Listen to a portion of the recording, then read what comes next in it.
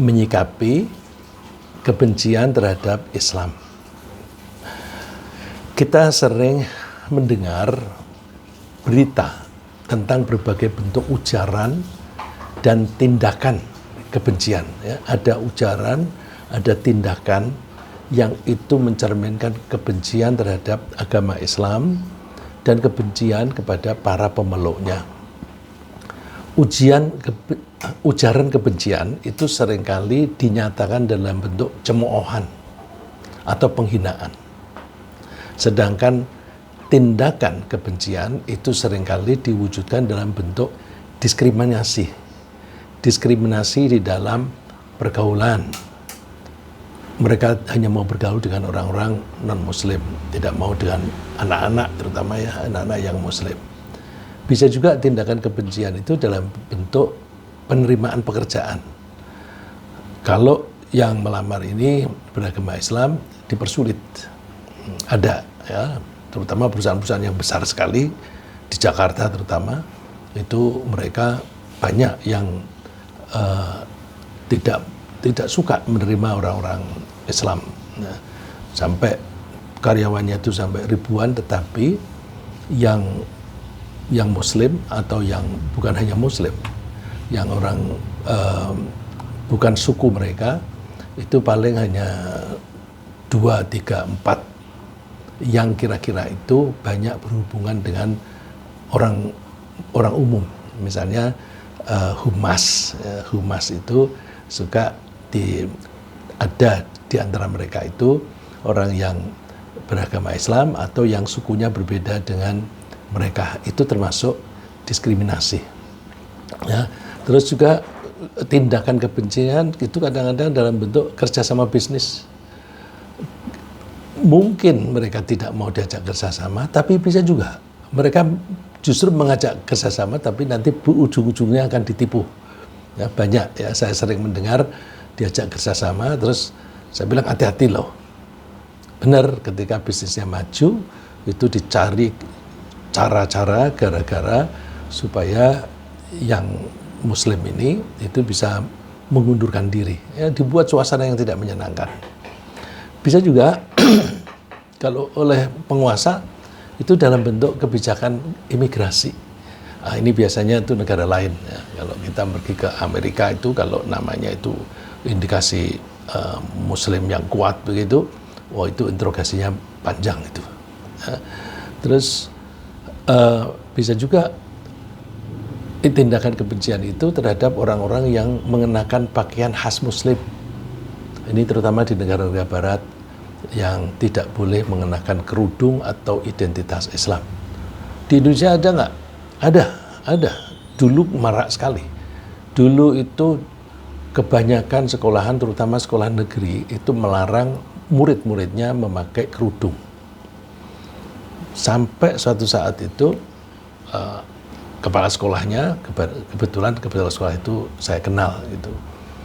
Dia bilang, kami tidak memaksa kok. Kami sediakan pakaian seragam, pilih mana yang pakai kerudung atau tidak. Tidak ada rekomendasi yang mana. Tapi belakangan anak-anak itu justru memilih yang pakai kerudung. Nah, itu dulu begitu ada anak siswa yang pakai kerudung dipecat dari sekolahan. Dulu, meskipun menteri pendidikannya waktu itu selalu orang Islam. Itu rahasianya di mana itu? Menteri agama itu selalu orang Islam, tetapi ketika siswa memakai kerudung, itu mereka diambil tindakan, yang tindakan itu menunjukkan kebencian. Kalau hanya ditegur saja masih mendingan, tapi ada yang dulu sekali itu sampai dikeluarkan. Ya, alhamdulillah kalau untuk kasus Indonesia itu makin berkurang, tapi masih ada ya, ujaran, terutama ujaran kebencian di Indonesia itu masih banyak, masih sering kita dengar. Nah, ujaran dan tindakan kebencian terhadap Islam dan juga terhadap pemeluknya itu selalu ada pada zaman kapanpun. Zaman Nabi Muhammad sudah ada. Jangankan zaman Nabi Muhammad, sebelum Nabi Muhammad itu sudah ada. Bukankah cerita Ashabul Kahfi itu juga tindakan kebencian terhadap Islam? Bukankah yang diceritakan oleh Allah di surat Al-Buruj, ya, yang orang-orang itu disuruh memilih meninggalkan agamanya, tapi tidak mau.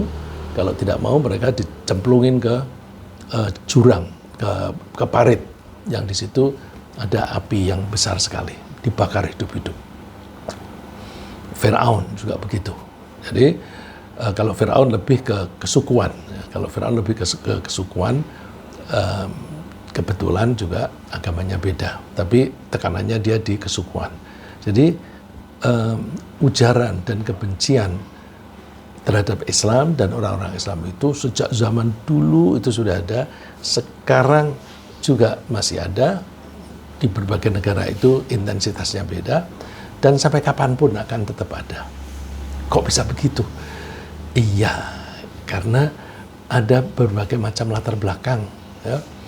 Selama ada latar belakang itu, maka pelecehan atau ujaran kebencian terhadap orang Islam itu akan selalu ada. Yang paling pokok adalah bahwa mereka mempunyai pola pikir yang berbeda, mereka mempunyai perilaku yang berbeda.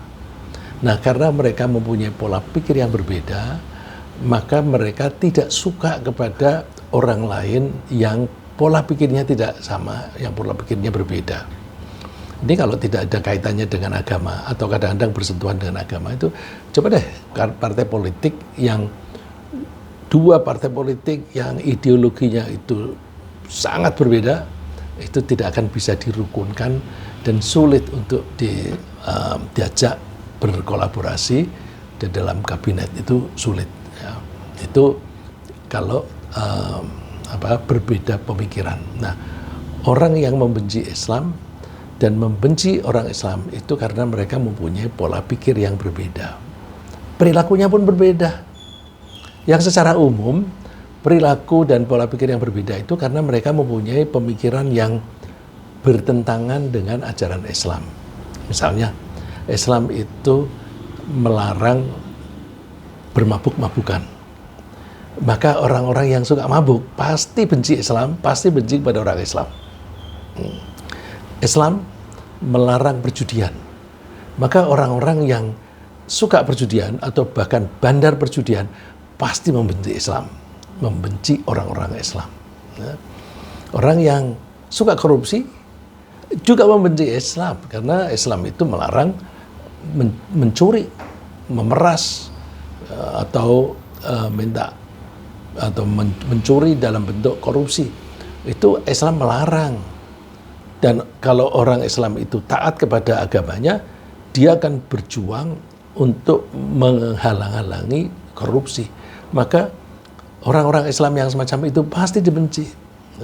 Jadi kalau kita mau melihat siapa sih yang membenci orang Islam, itu adalah indikasinya orang itu mempunyai pola pikir dan perilaku yang berbeda. Mana lebih banyak orang yang punya pemikiran dan perilaku Islami dan yang tidak Islami? Kayaknya di dunia ini akan selalu lebih banyak yang tidak sejalan dengan Islami, dengan Islam. Oleh karena itu, pasti orang-orang Islam itu akan selalu menghadapi ujaran dan tindakan kebencian.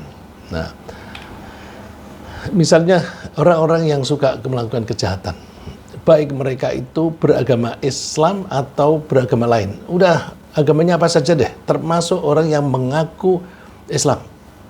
Tapi kalau mereka itu suka melakukan kejahatan, nah yang marak di Indonesia ini kejahatan itu korupsi dan ingin berkuasa, ya, ingin berkuasa, maka mereka pasti membenci Islam dan pemeluknya. Karena apa? Mereka merasa terganggu dan terhambat untuk merealisasi, untuk melaksanakan dan menggapai cita-cita mereka. Allah menyebutnya ini secara umum, ya. Innal ladzina ajramu kanu minal ladzina amanu yadhakun wa idza marru bihim yataghamazun.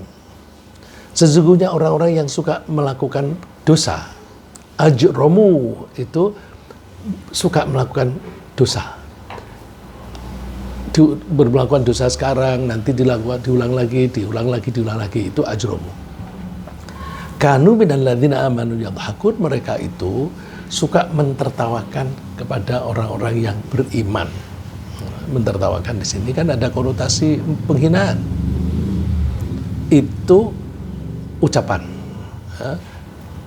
Ada juga yang tidak ucapan tapi body language. Wa idza marru bihim yataghamazu. Kalau mereka itu sedang berkumpul dengan beberapa teman begitu, kemudian ada orang Islam, orang yang beriman lewat, mereka itu memberi kode dengan kedip-kedip. Nah, kedip-kedipnya ini menunjukkan bahwa mereka itu tidak suka kepada orang yang sedang lewat. Wa idza marru bihim, kalau mereka itu sedang berpapasan, berketemu kebenaran orang-orang yang beriman, yataghamazu, mereka saling mengedipkan matanya. Nah, paling tidak ada tindakan-tindakan seperti itu. Nah, ujaran dan tindakan kebencian itu bisa kita tengarai. Karena kebencian itu mulai dari pola pikir. Pola pikir itu biasanya akan terungkap dalam bentuk ucapan dan tindakan. Maka kalau kita kan tidak bisa membaca pola pikirnya, yang kita baca itu ucapannya dan tindakannya. Kalau yang tadi mentertawakan, mentertawakan kan suara yang keluar dari mulut, terus mengedip-ngedipkan mata. Nah, itu gerakan, itu gerak-gerak. Jadi kita bisa menengarai dari ucapan atau dari gerak-geriknya. Gerak-gerik itu bisa tangannya, bisa matanya, dan bisa gaya cara duduk misalnya. Cara duduk aja udah bisa kelihatan. Ya, kalau kita itu akrab dan kita sedang berbincang sesuatu, memperbincangkan sesuatu yang serius, biasanya kita saling berhadapan dan ngomongnya pelan-pelan. Nah, itu kan body language, ya, bahasa tubuh. Nah, bahasa tubuh itu bisa kita baca apakah orang itu senang atau tidak senang terhadap Islam dan orang-orang Islam. Nah, jadi kita bisa mendengarai dengan membaca atau mendengarkan ucapan mereka. Ada dari segi kosakata, pilihan kosakatanya apa. Ya, orang suka bilang diksinya apa. Itu cara memilih kosakata itu yang mana. Terus bisa juga di dalam bentuk intonasi. Orang yang benci itu intonasinya beda dengan orang yang sayang. Kalau orang sayang biasanya nadanya rendah dan temponya itu pendek, temponya itu agak panjang. Tapi kalau orang yang benci itu biasanya tempo itu jarak antara suku kata satu dengan yang lain itu pendek. Nah, dari situ bisa kita tengarai. Nah, kalaupun orang-orang yang membenci Islam dan orang Islam itu terpaksa bergaul dengan orang-orang Islam, mungkin terpaksa karena hubungan bisnis atau yang lain, misalnya dalam politik bisa juga. Mereka sebenarnya berusaha untuk menyembunyikan kebencian itu. Tapi tetap saja kita bisa mendapatkan indikasi itu. Ya dari itu tadi. Dari pilihan kosakata, dari intonasinya, dan dari gerak-geriknya. Ini Allah memberikan identitas atau menunjukkan indikasi lah. Indikasi orang-orang yang benci itu baik secara lisan maupun secara tingkah laku diungkapkan oleh Allah. Ya ayyuhalladzina amanu la tattakhidhu bitanatan min dunikum. Wahai orang-orang yang beriman, kalian jangan menjadikan orang di luar kalian, artinya orang yang bukan termasuk golongan kalian. Golongan kalian itu orang yang percaya kepada Allah dan berusaha melaksanakan apa yang diperintah oleh Allah. Kriterianya itu tidak disebut nama agama, karena nama agama itu kan bisa juga orang mengaku, ya, mengaku beragama tertentu, tapi ternyata dia tidak jalani itu bisa. Jadi di sini yang dibahas bukan agamanya. kalian jangan menjadikan orang yang di luar kelompokmu sebagai teman akrab yang saling menyayangi. Teman akrab yang saling menyayangi di sini Allah menggunakan istilah bitonah. Bitonah itu akar katanya sama dengan batin. Batin itu ada di dalam diri kita. Kalau kita bergaul, kemudian pergaulan itu tidak hanya di permukaan. Kalau kita berbisnis, menjual atau membeli, kan kita tawar-menawar. Itu kan omongan kita itu hanya di luar saja kepentingan kita. Tapi tidak sampai di hati karena kasih sayang. Nah, biasanya kalau kita membeli dari orang yang bukan teman akrab kita, ya, bukan saudara kita kan nggak ada perasaan kasih sayang. Kalau ada perasaan kasih sayang itu kan lalu dia, wah mahal sekali dia jual 2 kali lipat. Tidak lalu terus biarin deh, kasihan dia, kan nggak ada begitu. Tapi bandingkan kalau yang menjual itu kebetulan keponakan kita yang sedang membutuhkan biaya untuk sekolah, misalnya dia anak yatim, harganya tuh mahal sekali. Ya udahlah kita beli aja biar dia punya duit untuk membayar sekolah. Ya, kalau seperti itu tuh bitonah, ada hubungan kasih sayang. Nah, jadi bergaul silahkan, tetapi jangan sampai menjadi bitonah, hubungan yang sangat akrab, yang saling menyayangi. Kenapa? Layak lunakum khobala. Mereka itu tidak henti-hentinya itu merepotkan kamu kok. Kenapa merepotkan? Waddu ma'anittum. Mereka itu suka kalau kalian sengsara. Jadi kalau misalnya orang-orang Islam itu sedang sengsara, mereka rasain misalnya gitu. Ya rasain itu bisa juga diucapkan, bisa juga tidak dirasakan, tidak diucapkan. Tapi gaya berjalannya, matanya, gerak-gerik matanya itu bisa gentara. Ya. Tengarai tanda-tanda fisik semacam itu kelihatan qad badatil baghdha'u. Ya. Kebencian mereka itu kentara min afwahihim, dari mulut mereka. Pemilihan katanya misalnya ya salahnya sendiri misalnya gitu, salahnya sendiri. Bandingkan orang yang sayang kan, aduh kasihan ya, bandingkan dengan salahnya sendiri kayak gitu. Nah kalau itu memang perbuatan yang jahat, ya memang kita suka mengatakan begitu. Tapi mereka kadang-kadang bukan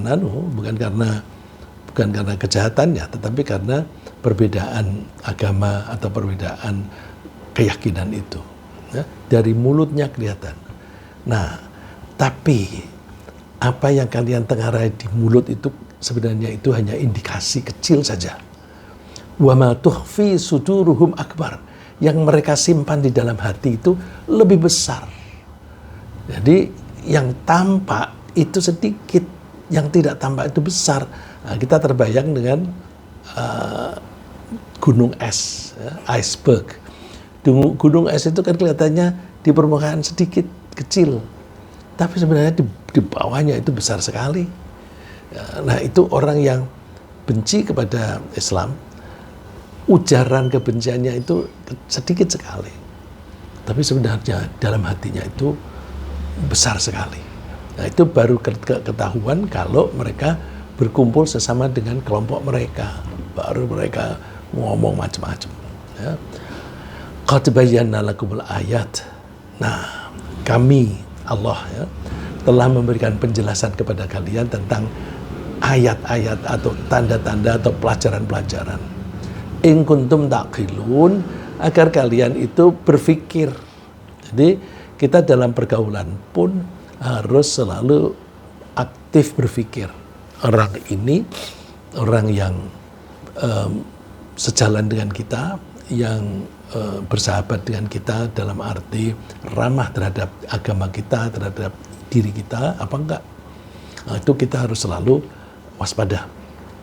Nah, kadang-kadang mereka itu berpura-pura ramah terhadap orang Muslim dengan tujuan apa? Mempengaruhi agar mau diajak kerjasama. Coba deh, karena orang-orang yang korupsi itu kan berusaha mencari teman yang bisa diajak kerjasama. Nah, kalau pengalaman saya itu misalnya suka ditawari duit gitu. Nah, kalau dia mau, bisa ini, orang ini bisa diajak kerjasama. Yang penting duit gitu. Jadi duit itu seringkali jadi pancingan. Itu banyak sekali kasus-kasus yang semacam itu. Misalnya berkawan, ya main golf, main tenis, terus bersama, lalu terus mampir ke rumah. Orang itu selalu melihat, ini AC-mu kok nggak dingin begini sih? Ya itu udah lama. Oh, udah nanti aku datangin tukang, biar nanti tukang yang ngurusi. Nah, terus tahu-tahu ada tukang datang membawa AC baru dipasang gratis. Nah, kalau seperti itu kemudian dia mau menerima, ini bisa diajak kerjasama begitu. Jadi seringkali harta itu dipakai untuk pancingan. Ya, saya pernah sih ditawari semacam itu. Misalnya tiba-tiba ada orang mau memasang suatu alat di rumah saya yang harganya mahal. Dah, kenapa kamu pasang ini? Aku nggak pesen. Oh ya, yang pesan bapak Fulan gitu. Sudah dibayar kok Pak. Nggak usah dipasang. Nah, karena saya bilang nggak usah dipasang, orang itu sulit ngajak kerjasama dengan saya. Gitu, ya.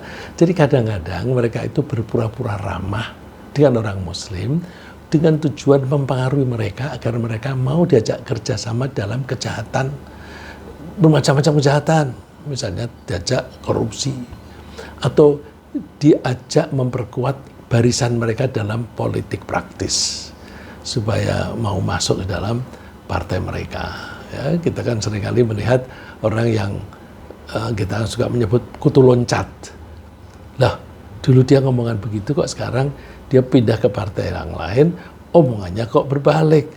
Itu bisa dipakai untuk tanda ya. Karena itu Allah melarang kita terlalu akrab dalam pergaulan dengan orang-orang yang semacam itu. Karena mereka itu berusaha mempengaruhi terus. Waddu law takfuruna kama kafaru. Mereka ingin agar kalian menjadi kafir sebagaimana mereka kafir. Kafir di sini ini tidak harus berarti mereka mengaku agama lain. Kafir itu kan artinya mengingkari. Mengingkari siapa? Mengingkari Allah. Kalau orang itu mengingkari perintah Allah, misalnya Allah memerintahkan kita supaya sholat, mereka menganggap nggak perlu sholat. Sholat itu kan biar kita perilaku kita menjadi baik. Aku kan sudah baik perilaku saya. Itu berarti Allah menganggap sholat itu wajib, tapi dia menganggap tidak perlu. Itu kafir. Ya. Jadi kafir di sini tidak harus dalam bentuk tulisan di KTP atau apa, atau pengakuan. Bisa dia bilangnya Islam, tetapi dia mengingkari Allah atau mengingkari ajaran-ajaran Allah. Nah, kalian itu hati-hati karena mereka itu selalu ingin mempengaruhi agar kalian ikut mereka sama-sama kafir. Kalau sama-sama kafir, fatakununa sawa'a, lalu kalian itu menjadi sama. Ya, dalam pergaulan persamaan itu penting. Ya. Kita itu kan berusaha untuk dekat-dekat atau berkawan dengan orang yang sejalan dengan kita. Ya. Sejalan itu misalnya dalam ideologi sejalan, dalam agama sejalan, dalam praktek berbisnis sejalan. Nah, itu kita berusaha untuk menjadi akrab dengan itu. Kalau Rasulullah memberikan contoh, al-arwahu junudun mujannadah. Roh orang banyak ini itu bagaikan tentara yang tersusun rapih atau yang terkelompok, yang dikelompok-kelompokkan. Di tentara infanteri sama-sama dengan infanteri, penerbang digabungkan satu dengan penerbang, misalnya semacam itu. Nah, orang baik akan memilih teman-teman yang baik, orang jahat akan memilih teman-teman yang jahat. Nah, karena apa? Kalau mereka itu sudah seide, sudah sama arahnya, mereka itu nyaman.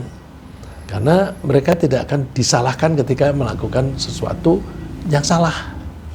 Contoh yang gampang, sesama copet. Itu mereka senang bergaul. Terus kalau cerita, wah, aku kemarin itu mengambil HP-nya orang, terus aku dikeroyok, aku digebukin gitu.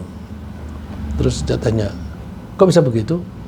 Ya soalnya begini-begini. Nah, terus orang yang dikasih tahu tidak akan bilang, kamu jangan mencopet, bukan, malah ngajari.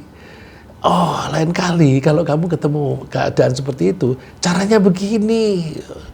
Oh gitu ya, oh gitu ya.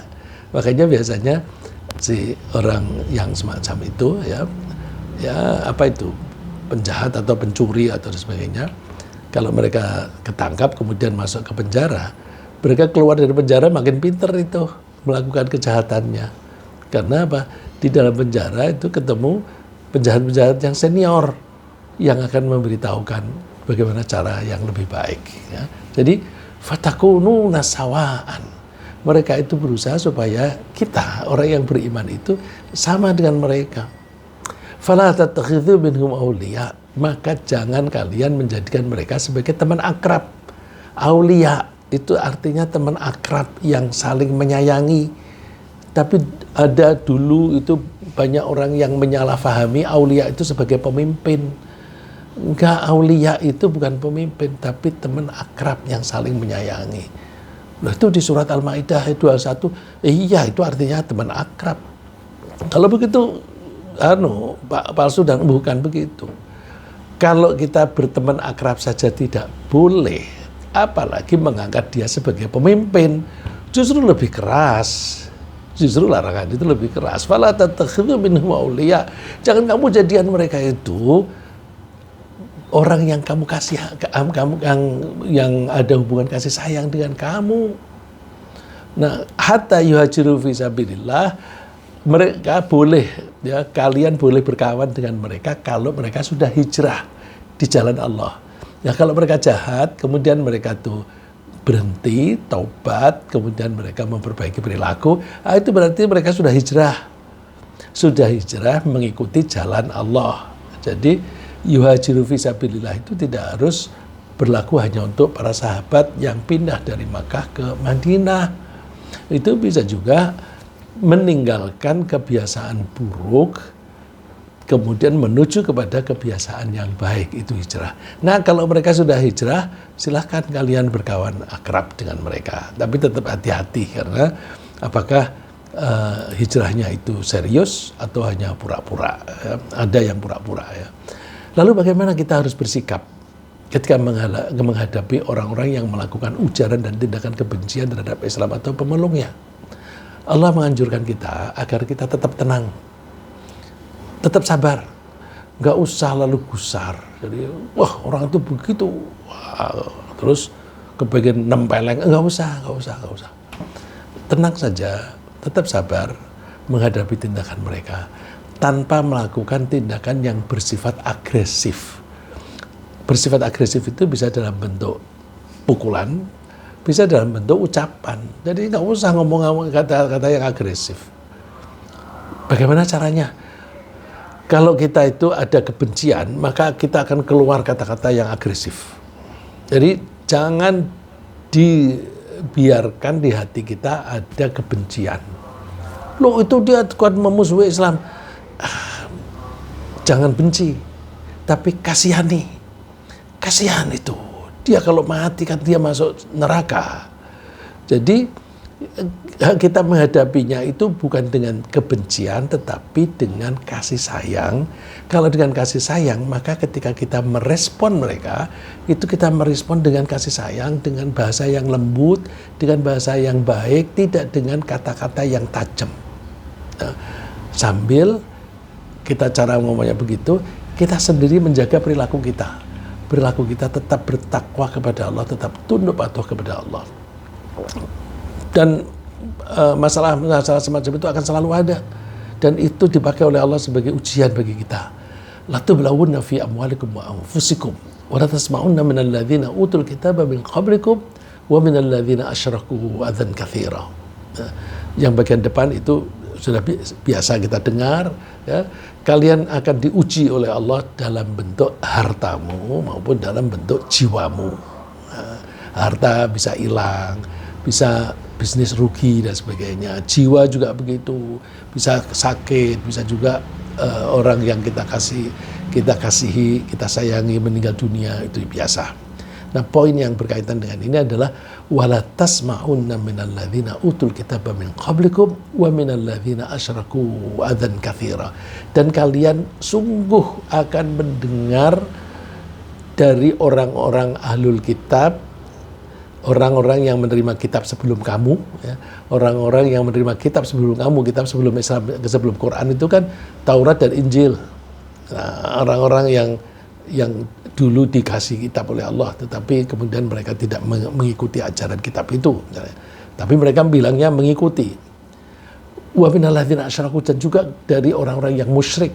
Orang musyrik itu bisa mengaku agama lain, bisa mengaku Islam, tetapi musyrik. Ya. Misalnya orang ngaku Islam, tapi dia lebih percaya kepada dukun, akan dia sudah jadi musyrik.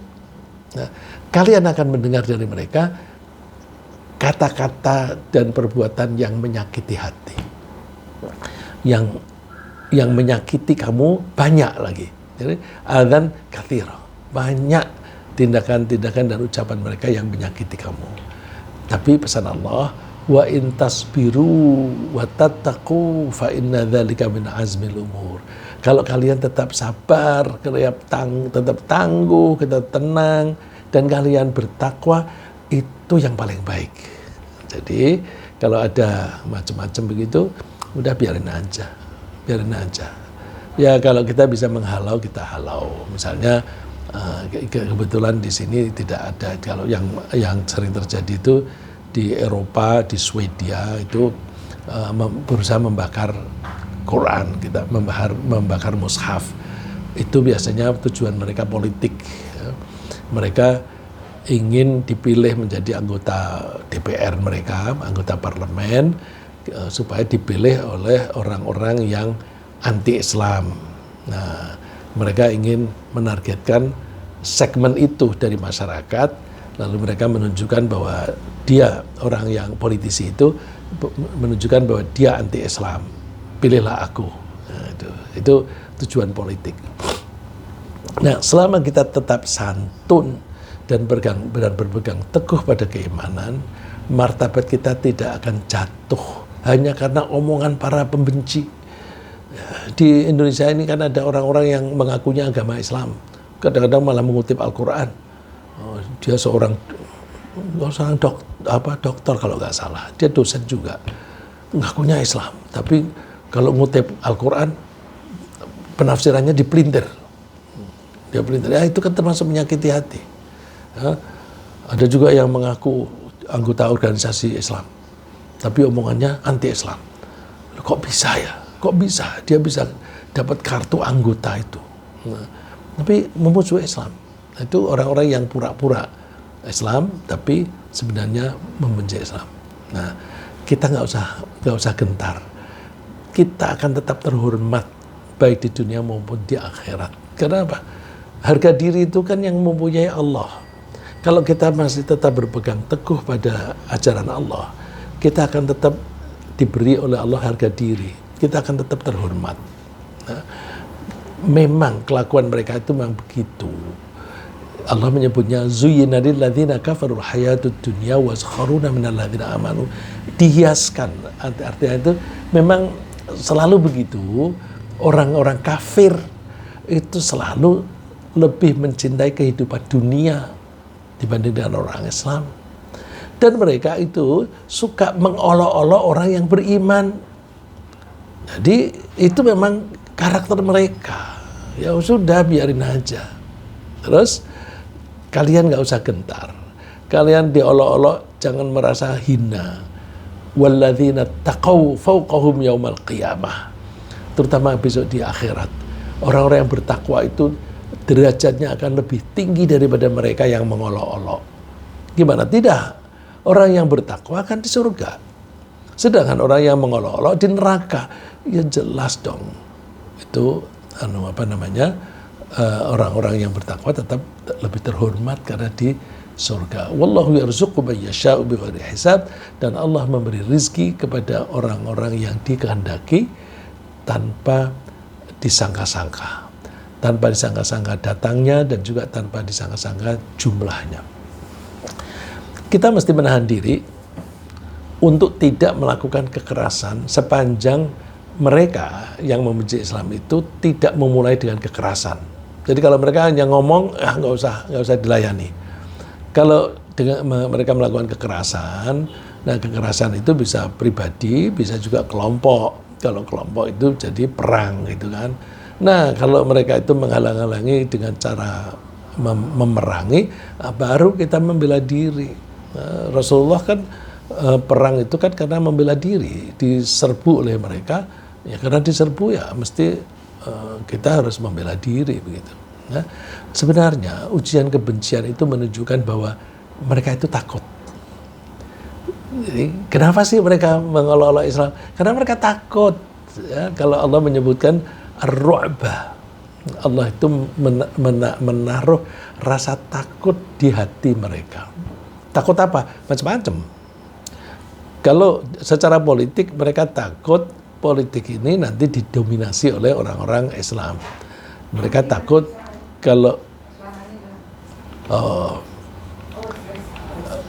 mereka takut kalau orang Islam menjadi dominan, maka sebelum mereka dominan, mereka diskreditkan, mereka berikan image bahwa orang Islam itu orang jahat, orang Islam itu teroris dan sebagainya.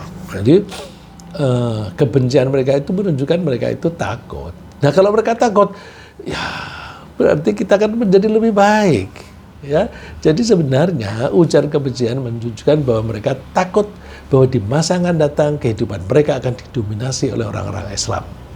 Karena ketakutan diperkirakan mereka tidak melakukan, karena mereka ketakutan ya, maka mereka tidak berani melakukan kekerasan fisik, tapi paling hanya kata-kata saja. Nah, terus kadang-kadang mereka itu mengemukakan ujaran kebencian untuk memancing supaya kita melakukan kekerasan. Nah kalau kita melakukan kekerasan, mereka lalu menghadapi dengan kekerasan, nanti menuduh bahwa yang jahat orang-orang Islam. Jadi nggak usah. Jadi dan ucapan mereka itu tidak berpengaruh buruk terhadap kehidupan mereka. Allah meyakinkan kita, la yadurrukum illa adza. Tindakan mereka itu tidak membahayakan kamu, kecuali hanya kamu merasakan sakit hati aja. Gak apa-apa. Dan kalau misalnya mereka itu menantang-nantang secara fisik, wa yuqatilukum yuwallikumul adbar. Kalau mereka itu memerangi kalian, mereka paling kalah. Tsumma la yunsarun, Allah tidak akan membela mereka. Ya, seringkali terbukti Rasulullah misalnya diserbu, jumlah tentaranya sedikit, penyerbunya banyak, tapi tetap menang.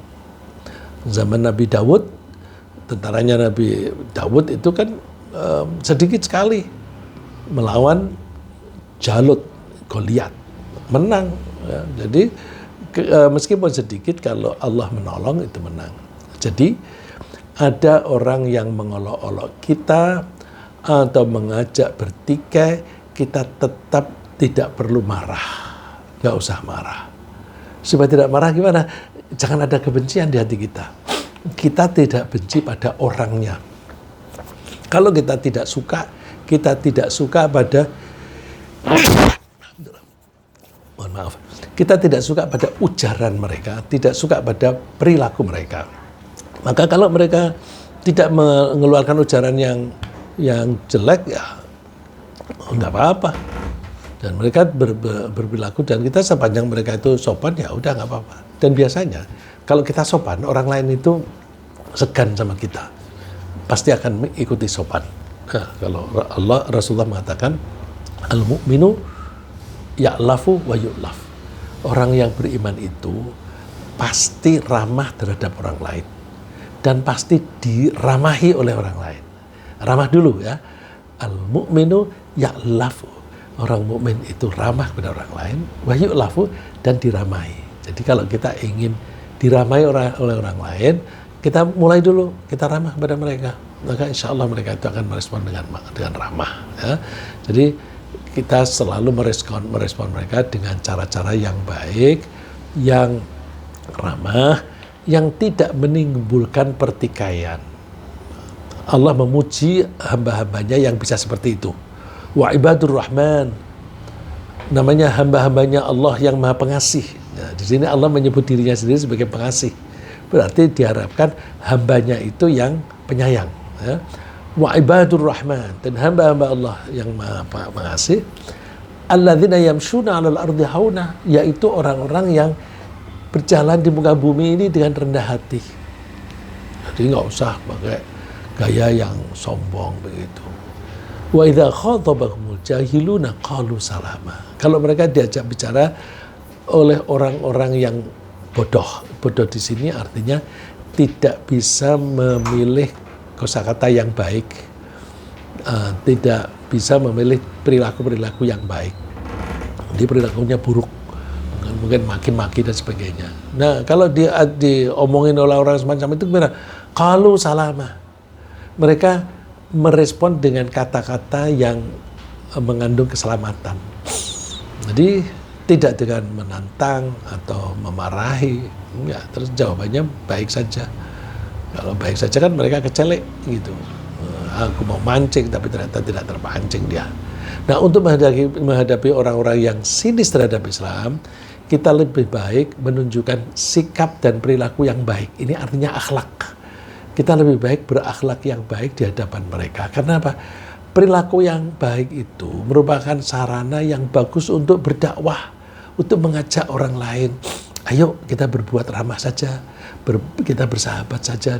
Jadi kita memberi contoh. Ini namanya dakwah bilhal, mengajak orang lain dengan tindakan, dengan menunjukkan perilaku yang baik. Itu lebih efektif daripada mengajak dengan kata-kata. Ya. Jadi Allah menganjurkan kita bukan hanya dengan jangan melayani mereka, tapi justru kita merespon dengan cara yang lebih baik daripada mereka. Allah membedakan dulu antara hal yang baik dan buruk. Bedakan dulu ya, wala tastawil hasanatu was sayyi'ah. Baik dan buruk itu tidak sama. Oke, kalau kita sudah bisa bedakan, lalu idfa' billati hiya ahsan. Responlah mereka dengan cara yang lebih baik. Jadi kalau mereka mengajak bicara dengan kata-kata kasar, kita dengan kata-kata yang baik. Kalau mereka bicara dengan nada yang tinggi, kita pakai yang rendah. Makanya jangan cara-cara yang baik. Nah, kalau kamu bisa seperti itu, Allah mengatakan, فَإِذَا الَّذِي بَيْنَكَ وَبَيْنَهُ عَدَاوَةٌ كَأَنَّهُ وَلِيٌّ حَمِيمٌ. Kamu bisa membalik. Orang-orang yang dulunya memusuhi kamu akan menjadi akrab dengan kamu, bahkan dia cenderung untuk setia dan melindungi. Nah, karena mereka, wah ini orang ini memang baik ini, aku pancing-pancing tetap aja baik. Nah, terus karena dia melihat orang baik, ya, kalau ada orang lain yang memusuhi, dia bersedia untuk membela. Ya. Tapi memang harus kita akui bahwa merespon perlakuan buruk dengan cara yang baik itu membutuhkan kesabaran dan keteguhan iman. Kesabaran dan keteguhan iman. Allah sendiri mengatakan, wa ma yulaqqaha illa alladzina sabaru wa ma yulaqqaha illa dzu hadzin adzim.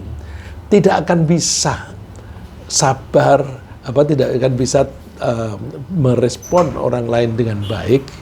Orang itu perilakunya keras, kita dengan halus. Itu hanya bisa dilakukan oleh orang-orang yang sabar. Wa ma yulaqqaha illa alladzina sabaru. Tidak akan bisa dicapai kecuali orang-orang yang sabar. Wa ma yulaqqaha illa dzu hadzin adzim. Dan tidak akan bisa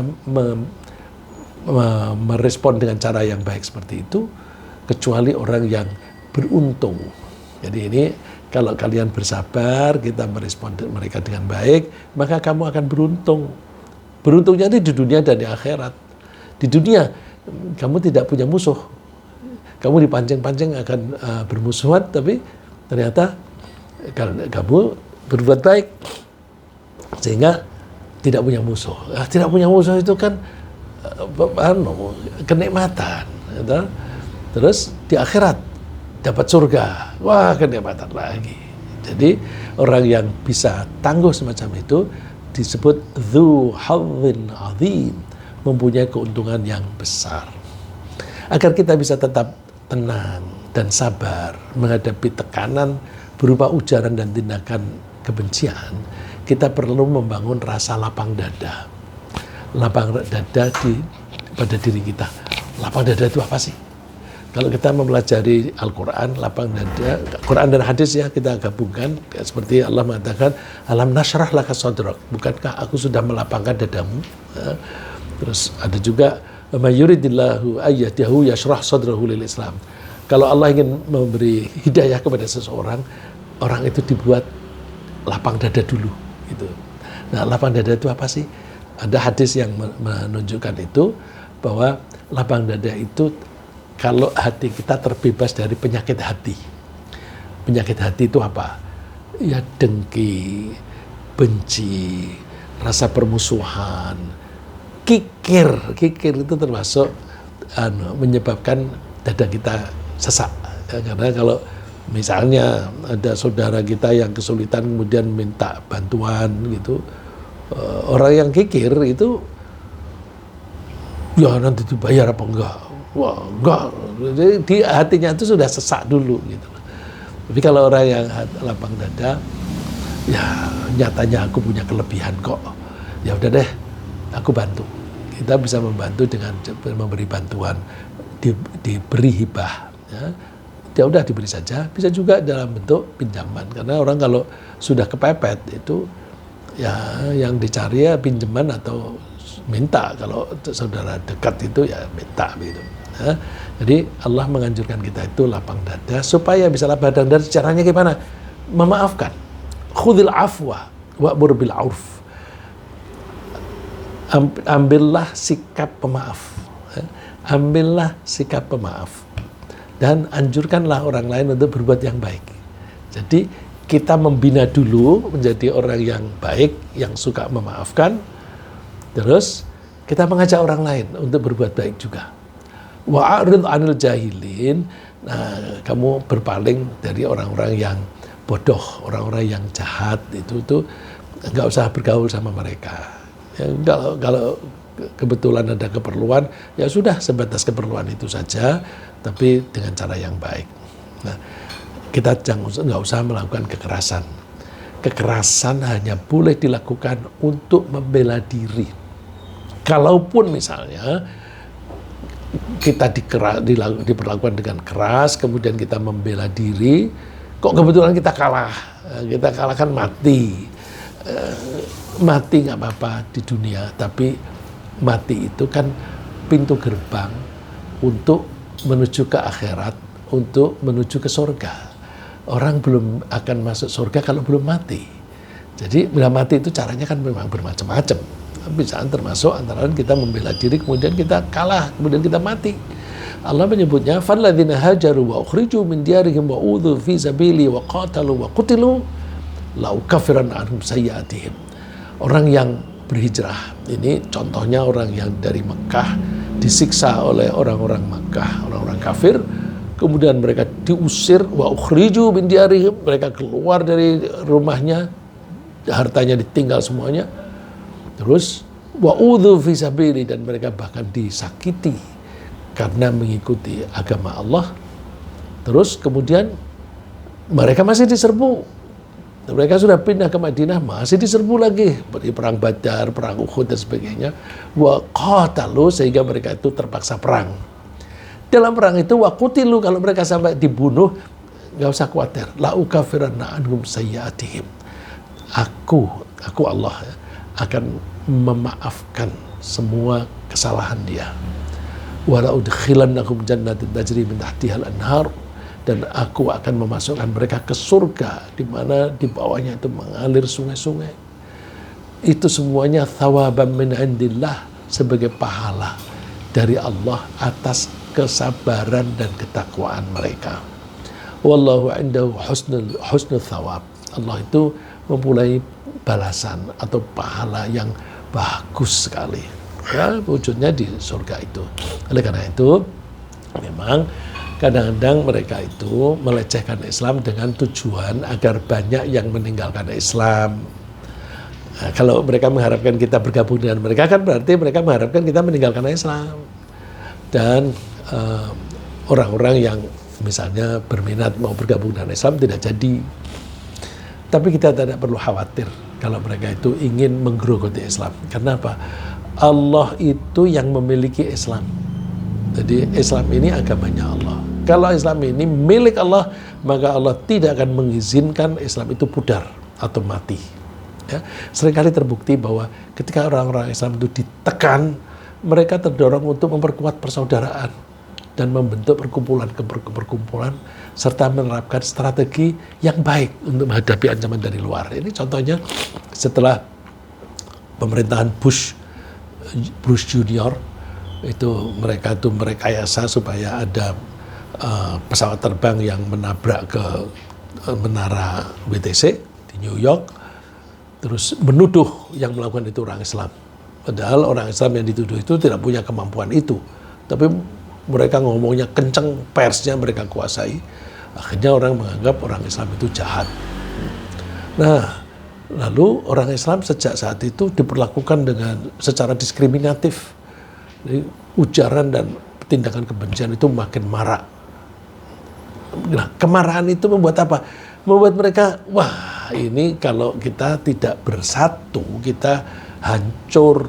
Lalu mereka membentuk perkumpulan-perkumpulan.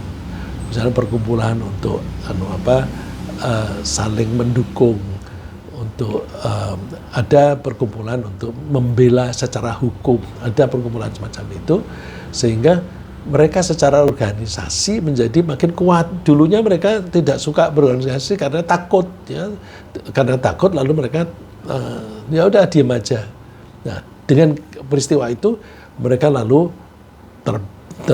terpacu untuk membuat organisasi. Wujudnya apa? Hasilnya sudah ada beberapa orang menjadi wali kota di Amerika Serikat. Mamdani yang terpilih di New York itu bukan yang pertama. Kalau nggak salah dia yang keempat atau lebih itu. Jadi sebelumnya itu sudah ada di Amerika bagian selatan. Dulunya kan nggak ada, tapi karena mereka itu bersatu lalu terus membuat gerakan-gerakan yang sifatnya saling mendukung, lalu mereka mempunyai komunitas. Karena mereka mempunyai komunitas, lalu mereka mencalonkan menjadi anggota parlemen terpilih. Mamdani mencalonkan untuk menjadi wali kota di New York. New York itu kan kota yang paling bebas. Itu dia bisa menjadi itu. Jadi bisa jadi nanti makin hari makin banyak wali kota yang Muslim. Seperti di Inggris. Di Inggris itu sudah banyak itu si wali kota yang Muslim. Karena terbukti kalau Muslim jadi pemimpin itu mereka baik. Jadi kita nggak usah khawatir bahwa nanti Islam hancur. Enggak. Yuriduna liyudfi'u nurallahi biafwahihim. Mereka ingin memadamkan cahaya Allah. Cahaya Allah ini agamanya Allah. Mereka ingin memadamkan Islam. Biafwahihim, dengan mulut mereka, dengan kata-kata mereka. Wallahu mutimmu nurihi walau karihal kafirun. Allah akan tetap menyempurnakan cahayanya meskipun orang-orang kafir itu tidak suka. Jadi kita tenang saja, kita yang penting sabar dan takwa. Itu sabar dan takwa kita pegang. Ya, ringkasnya apa yang kita bahas pagi ini, sepanjang sejarah selalu ada ujaran dan tindakan kebencian terhadap Islam. Kebencian biasanya dilakukan oleh para pendosa dan pemeluk agama lain. Karena apa? Latar belakangnya adalah karena perbedaan pemikiran dan perbedaan perilaku. Untuk menyikapi kebencian, kita tetap menjaga harga diri dengan kesabaran dan ketakwaan. Kita justru memaafkan atas ketidaktahuan mereka dan merespon mereka dengan baik. Mereka melakukan itu karena mereka tidak paham tentang Islam. Ya. Allah pasti menjaga kelestarian Islam, bahkan akan membuat Islam ini makin hari makin sempurna. Semoga Allah memberi kita keteguhan dalam melaksanakan ajaran Islam, meskipun ada sikap kebencian dari orang lain. Amin.